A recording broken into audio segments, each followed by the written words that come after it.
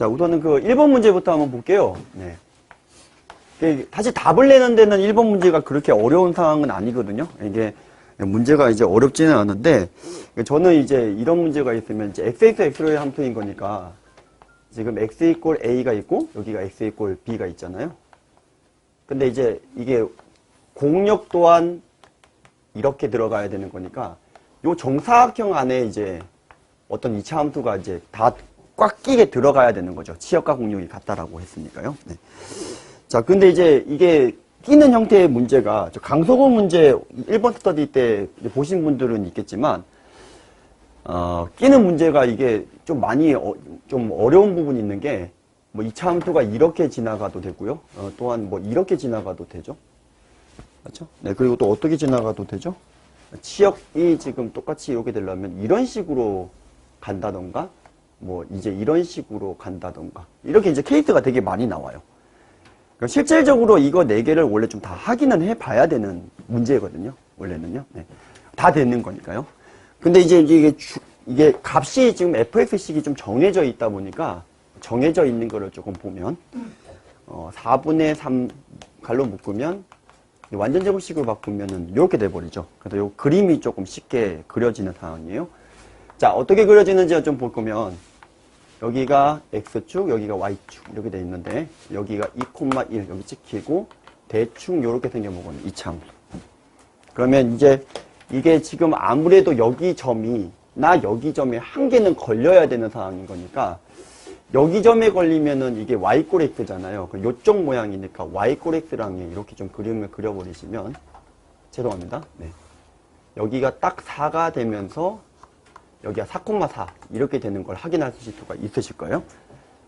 되셨죠? 네. 그래서 이 상태에서 지금 우리가 여기에 이제 어떤 정사각형을 넣어야 되니까, 아마 아이들한테 시켜보면은 기하적으로 푸는 친구들은 아마 이렇게 답을 내지 않았을까라는 생각이 듭니다.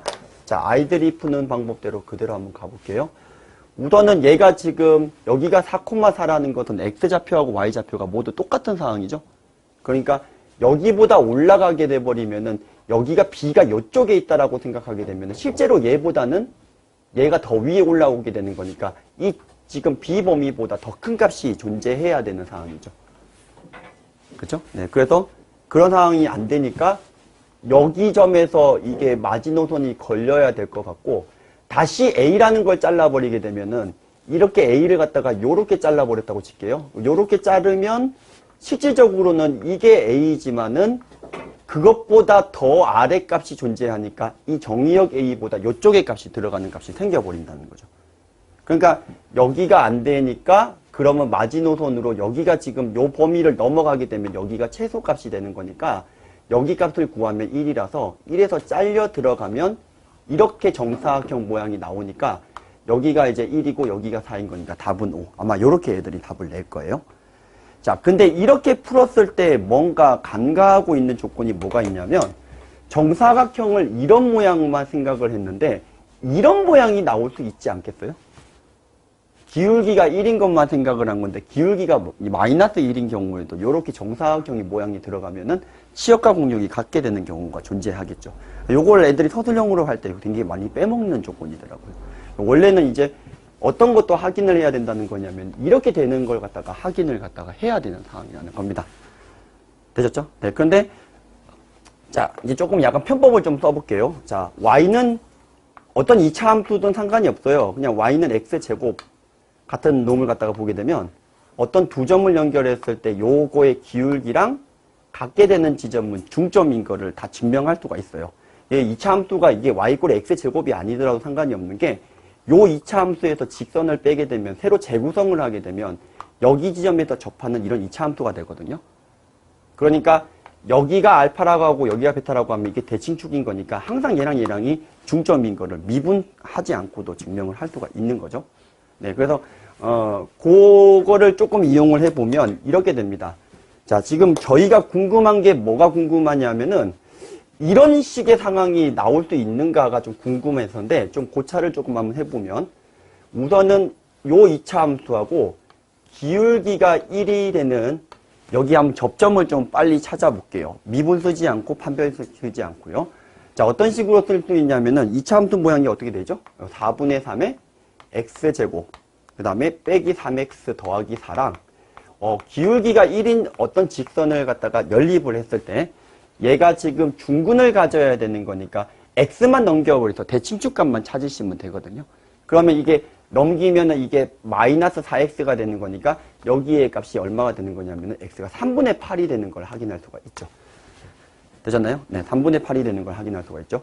그런데 얘가 지금 여기 있는 얘랑 지금 만약에 지금 요렇게 됐을 때 요게 기울기가 지금 이제 1이 되는 값이 3분의 8이라는 거니까 여기쯤 있다라는 거잖아요. 그러면 얘 기울기하고 요 기울기가 1이 되는 여기에 뭔가 이렇게 있는 이런 상황이 되는 건데, 자, 이번에는 기울기가 마이너스 1인 것 같은 경우를 해보시면, 기울기가 마이너스 1이 되는 지점을 갖다가 생각을 해보시면, 여기를 똑같은 방법으로 하게 되면 이번에 마이너스 x니까 넘기면은 여기 점의 좌표가 3분의 4가 되는 걸 확인할 수가 있어요.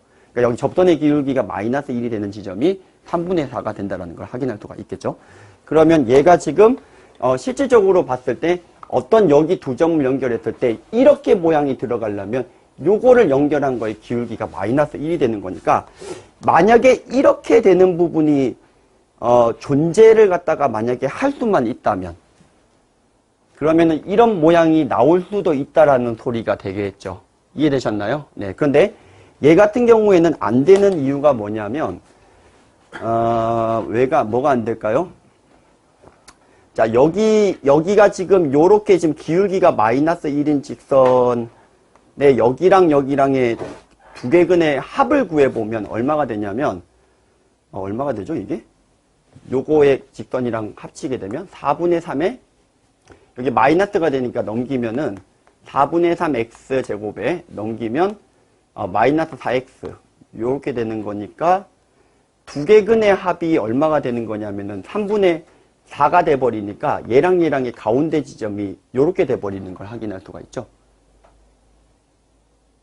네, 3분의 4가 되는 거. 그럼 여기 3분의 4랑 여기랑이 얘보다 얘 쪽이 더 얘는 밀려있는 상황이니까 지금 얘는 요 점 하나에서만 요렇게 정사각형 모양이 나온다는 소리랑 같은 겁니다. 네, 이해되셨나요? 네.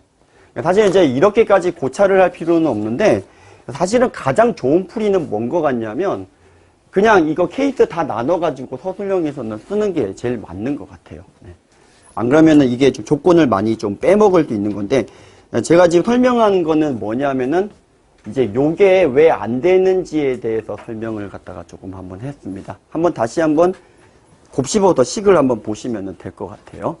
자, 그러면은 서술형 풀이로 나왔을 때는 어떻게 해야 되는 거냐면, 여기랑 여기 y = x 위에 있는 직선이 되는 경우를 확인하고요.